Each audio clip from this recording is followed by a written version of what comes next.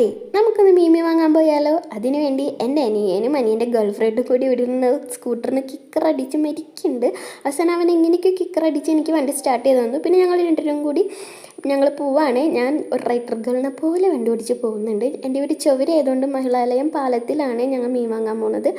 മഹിളാലയം പാലം എന്ന് പറഞ്ഞാൽ ഭയങ്കര സൂപ്പറാണ്. നമുക്ക് ഈവനിങ് ടൈമിന് ഫ്രണ്ട്സായിട്ടായാലും കപ്പിൾസായിട്ടായാലും ഫാമിലി ആയിട്ടായാലും വന്നിരിക്കാൻ പറ്റിയൊരു സ്ഥലമാണ്. പിന്നെ നല്ല മോർണിംഗ് ടൈം വന്നാൽ നല്ല ഫോട്ടോ വ്യൂ ഉള്ള സ്ഥലമാണ്. നമുക്ക് ഫോട്ടോഷൂട്ട് നടത്താം. ഈവനിങ് ആണെങ്കിൽ സൺസെറ്റ് കാണാം. അടിപൊളി സ്ഥലമാണ്. അത് കഴിഞ്ഞിട്ടാണ് ഞങ്ങളുടെ മീൻ കട ഉള്ളത്. അവിടെ പോയി അപ്പം നമുക്ക് മീൻ എടുക്കാം.